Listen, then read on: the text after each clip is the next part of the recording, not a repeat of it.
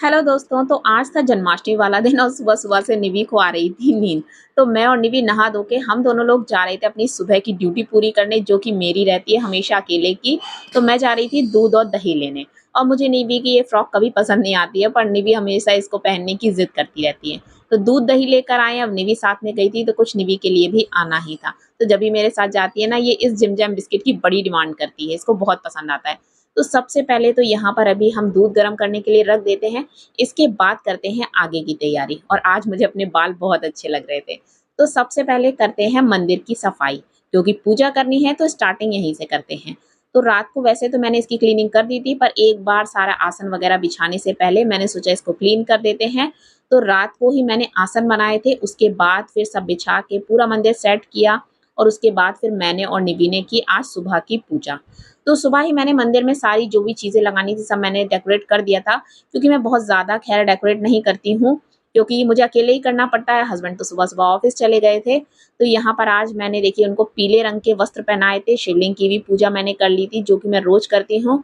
तो चलिए मंदिर का काम हो गया है और आज मेरा और हस्बैंड का फ़ास्ट है, तो सबसे पहले तो मैंने एक केला खाया था और निवी को हमारे पड़ोस में कुछ लोग वैष्णो देवी गए थे, तो वहाँ से प्रसाद आया था, तो निवी ने वो खाया।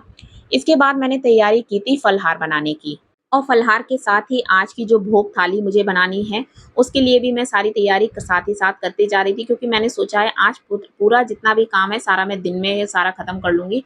तो यहाँ पर फलहार वाले मैंने आलू बनाए हैं, यहाँ साबूदाने की मैंने खीर बनाई है और आपको मैं एक बात बताऊँ, मुझे साबूदाने की खीर ना कभी पसंद नहीं आती थी और जब से शादी हुई है हस्बैंड को बहुत पसंद है, इसलिए जब भी अब कोई भी पूजा पाठ होती है, तो हमारे यहाँ साबूदाने की खीर बहुत बनती है।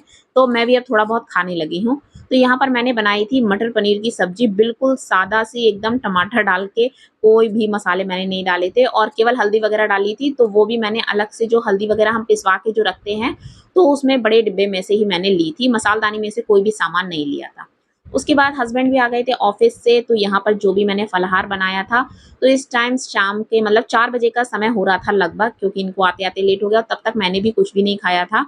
तो इस टाइम तक ना मेरे सर में दर्द होने लगा था और मैं सच बताऊँ तो मैं कुछ भी मतलब जैसे कुछ लोग बिना कुछ खाए पिए फलाहार मतलब रह लेते हैं व्रत, तो मैं ऐसे एकदम बिल्कुल ऐसे नहीं रह पाती हूँ, तो मुझे कुछ ना कुछ खाने को चाहिए और मोस्टली मैं मीठा खा के बिल्कुल नहीं रह सकती हूँ। तो यहाँ पर मैंने अपनी प्लेट और हस्बैंड की प्लेट लगाई थी, तो हम लोगों ने किया अपना फलाहार। तो आज ये थी हमारी जन्माष्टमी की फलाहार थाली, तो आलू बनाए थे और साबूदाने की खीर और दही था। उसके बाद फिर टाइम हुआ था शाम को, फिर मैंने थोड़ा-सा बनाया था मक्खन, सोचा कि भोग थाली में भाई बिना मक्खन के कैसे प्रसाद भोग लग सकता है, क्योंकि कान्हा जी का सबसे फ़ेवरेट है, तो साथ ही साथ मैंने फिर घी भी बनाया। आज ही के दिन ये सारा काम रह गया था और अब तक मुझे लगने लगी थी बहुत तेज़ गर्मी, काम बहुत ज़्यादा हो गया था, तो सुबह से काम में लगी थी। तो अब मैं बना रही थी लास्ट में पूड़ियाँ सेक रही थी, क्योंकि पूजा का टाइम हो रहा था। तो हम लोग 12 बजे जन्म नहीं करते हैं, मतलब हमारे यहाँ 8 बजे तक पूजा हो जाती है, उसके बाद हमें मंदिर भी जाना था, मंदिर में पूजा करनी थी। तो इसलिए यहाँ पर हस्बैंड आ गए थे मेरी हेल्प करने के लिए, क्योंकि मैं कभी भी अकेले पूड़ी नहीं बना पाती हूँ। मतलब मैं बेल लेती हूँ, बेलना और सेकना कर लेती हूँ, पर बहुत ज़्यादा टाइम लग जाता है। इसलिए हस्बैंड बोले मैं तुम्हारी हेल्प करूँगा। तो यहाँ पर हमारी भोग थाली रेडी है, तो इसमें बहुत सारी चीज़ें मैंने बनाई थी। तो वैसे तो मैं इसमें मेथी आलू ही बना रही थी, पर हस्बैंड बोले थे कि सुबह जो फलाहार वाले आलू बने ही थे, तो अब दोबारा से मत बनाओ। फिर उसके बाद हस्बैंड आ गए थे यहाँ पूजा करने के लिए, तो कृष्ण जन्म के लिए। तो आप लोगों के यहाँ कृष्ण जन्म कैसे होता है? हमारे यहाँ तो खीरे में से ही कृष्ण जी का जन्म किया जाता है, तो पहले सबसे तो वो किया, उसके बाद फिर हस्बैंड ने उनको पंचामृत में नहलाया और जब भी पूजा करते हैं, कोई भी चीज़ करते हैं, तो निधि बहुत ज़्यादा एक्साइटेड होती है और बच्चों को इन सारी चीज़ों में इन्वॉल्व भी करना चाहिए, जिससे कि उनको आगे पता चले कि कैसे क्या फेस्टिवल्स होते हैं। तो यहाँ जो पंचामृत बनाया था, उसमें सारी चीज़ें जो थी, वो सारी हम लोगों ने पंचामृत में ही डालते हैं। तो हम लोग इसी तरीके से उनको स्नान कराते हैं, उसके बाद फिर उनको वस्त्र पहनाए और फिर से उनको तैयार करके बिठाला था। तो एक बार पहले उनको सुबह तैयार किया था और इस बार हम लोगों ने उनको पंचामृत से स्नान करके फिर बिठाला। तो बस इसके बाद फिर हम लोगों ने की थी अपने घर की पूजा। तो इस टाइम तक तो ना मेरी थक के हालत एकदम ख़राब हो चुकी थी और 8 साढ़े 8 का टाइम था, साढ़े 8 बजे के करीब हम लोगों ने पूजा की और अब मैं जा रही थी मंदिर के लिए। और आज हस्बैंड ना मुझे लिफ्ट में अपना वीडियो नहीं लेने दे रहे थे। तो हमारे घर के पास ही एक हनुमान जी का बहुत बड़ा मंदिर है।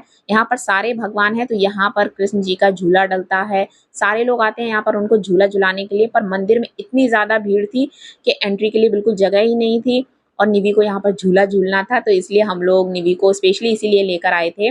और उसके बाद फिर निवी मार्केट आई है, तो ऐसा हो नहीं सकता ना कि हम लोग बिना शॉप पे किसी गए हुए घर वापस आ जाएँ। तो थोड़ी बहुत निवी ने अपनी अटरम-शटरम वाली थोड़ी-सी शॉपिंग की और ये लाइन आप देखिए पता नहीं किसके घर से ये लाइन शुरू हुई है।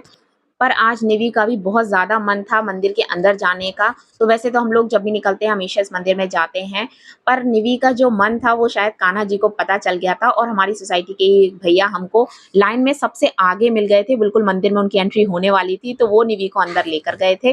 तो इस तरीके से आज का रहा हमारा जन्माष्टमी वाला दिन। तो दोस्तों ब्लॉग पसंद आते हो तो चैनल को लाइक और सब्सक्राइब करना बिल्कुल मत भूलिएगा। फिर से मिलते हैं, बाय-बाय।